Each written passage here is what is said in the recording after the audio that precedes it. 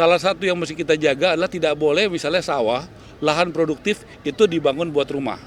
Jangan nanti kita menyelesaikan satu masalah, orang jadi punya rumah, tapi lahannya malah jadi berkurang.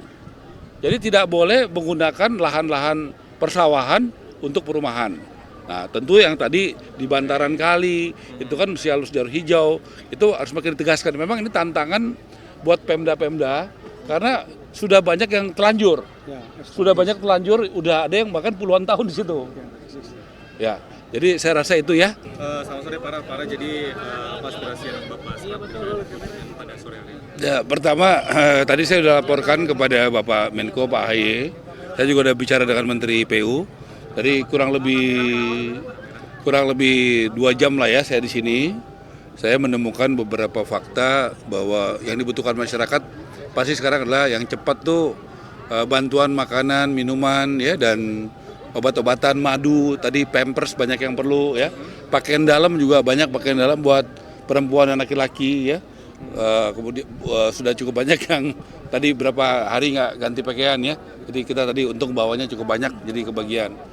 Kemudian juga tadi yang kepake banyak itu teman-teman saudara-saudara kita di sini madu ya, mereka senang madu ya, pakai madu, terus ya tadi minyak kayu putih ya, ada minyak apa sih kayak minyak telon gitu ya, buat bayinya ya. Jadi itu kepake banget tadi. Nanti mungkin saran saya kalau teman-teman nanti yang datang ke sini itu kebutuhan real lah ya, yang karena malam-malam di sini kan mungkin cukup dingin ya dan sebagainya. Saya rasa itu. Kemudian ada rencana relokasi nggak sih Pak, seperti Ya, di Bogor? saya tadi sudah koordinasi dengan Bapak Kepala BNPB dan juga kepada Wali Kota. Seperti kita kurang lebih 2-3 bulan lalu dengan Bapak BNPB ya di Flores Timur ya Pak ya. Jadi ini kan kejadiannya udah sering berulang. Jadi saya meminta seperti waktu kita di Flores Timur dengan beliau juga kita ajak masyarakat, ajak ngomong baik-baik, apakah ada keinginan untuk relokasi, kan begitu ya.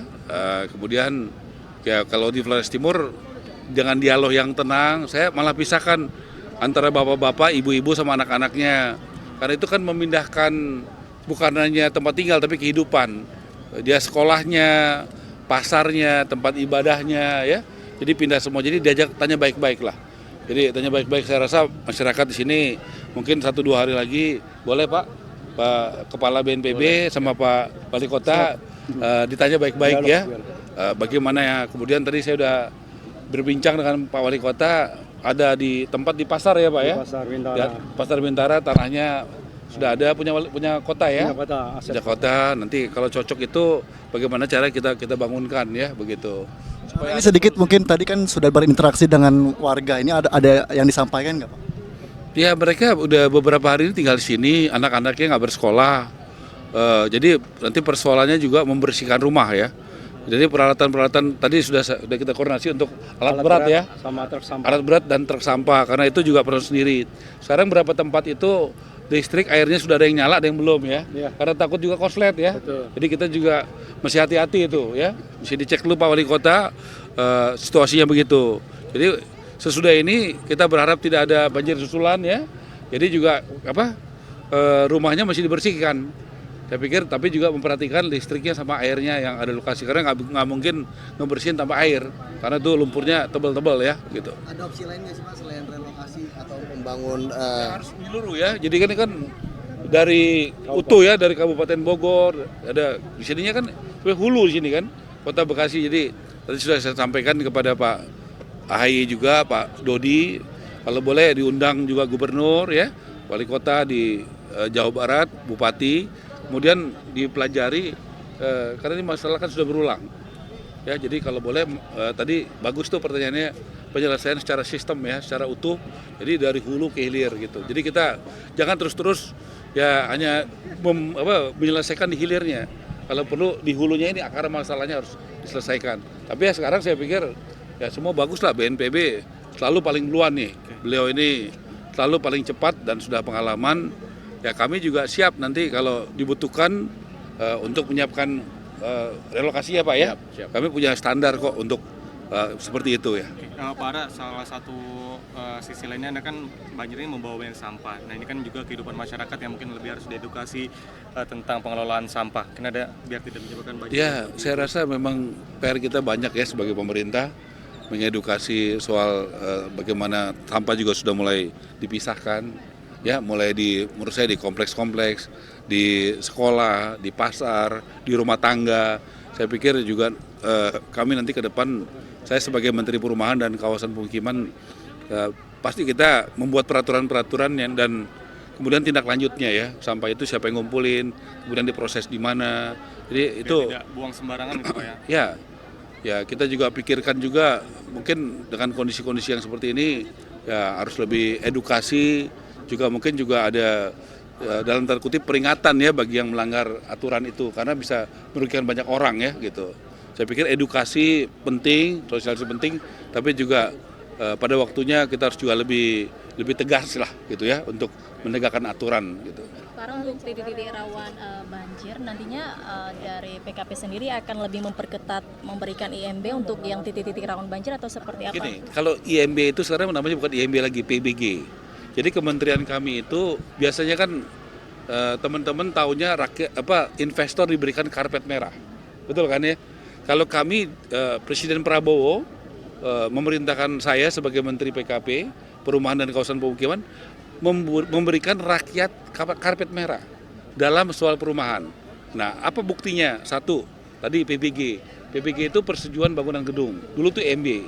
Dulu itu bayar, sekarang gratis. Tetapi buat MBR, yaitu masyarakat berpenghasilan rendah. Kalau yang menengah atas tetap harus bayar.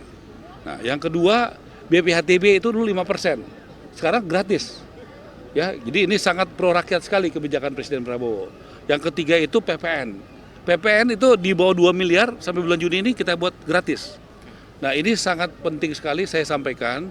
Tolong sampaikan kepada masyarakat untuk mengadministrasikan rumahnya. Jadi supaya rumahnya ini semuanya diurus izinnya. Kenapa? Karena gratis. Yang kedua cepat.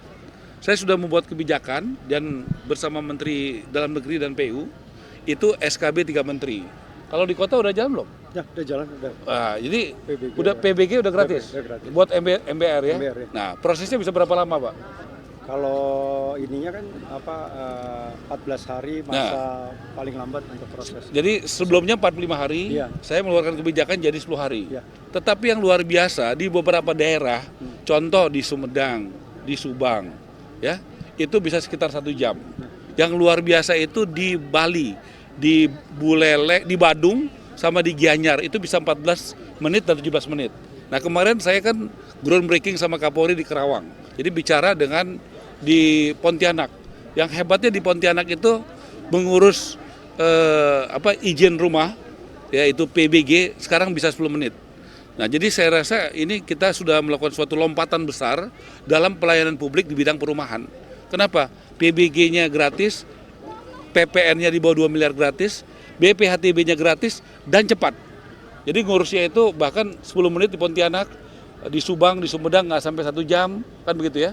Dan di beberapa kota lagi. Jadi kita doronglah, mari kita berlomba-lomba berbuat hal baik bagi rakyat dengan cara ya rakyat ini dipermudah dari 45 hari jadi 10 hari, jadi 1 jam, bahkan ada yang 10 menit. Kemudian buat rakyat kecil ada yang bisa kita kasih gratis seperti tadi ya. Saya diperintahkan Presiden Prabowo untuk berikan karpet merah bagi rakyat kecil. Ya itu tadi PBG gratis, BPHTB gratis, dan BPTB gratis. Tapi jadi, Pak, apakah ada pengecualian misalnya dari pemerintah untuk titik-titik misalnya yang berdekatan dengan aliran sungai, dengan peraturan yang tadi sudah memudahkan rakyat, tapi jangan sampai juga mendirikan bangunan di dekat itu bagus aliran sekali. sungai. Contoh, kita di satu sisi ingin membuat 1 tahun ini membangun dan merenovasi 3 juta rumah. Ya, tahun ini kita itu membuat yang sudah ada dananya buat rumah subsidi 220.000 rumah tahun ini. Saya lagi berusaha untuk kreativitas pembiayaan, mudah-mudahan bisa nambah dari situ. Nah, salah satu yang mesti kita jaga adalah tidak boleh misalnya sawah, lahan produktif itu dibangun buat rumah. Jangan nanti kita menyelesaikan satu masalah, orang jadi punya rumah, tapi lahannya malah jadi berkurang. Jadi tidak boleh menggunakan lahan-lahan persawahan untuk perumahan. Nah, tentu yang tadi di bantaran kali itu kan mesti harus jalur hijau, itu harus makin ditegaskan. Memang ini tantangan buat Pemda-Pemda karena sudah banyak yang telanjur. Ya, Sudah banyak telanjur, udah ada yang bahkan puluhan tahun di situ. Ya, jadi saya rasa itu ya. Yang belum. Hah? Ini lagi bagi sembako nih. Barisan ini. Enggak ada di sini, enggak ada barisan, di sini enggak ada barisan. Di sini keluar ya. Pakaian dalam dong, Pak. Ya. Ayo Pak.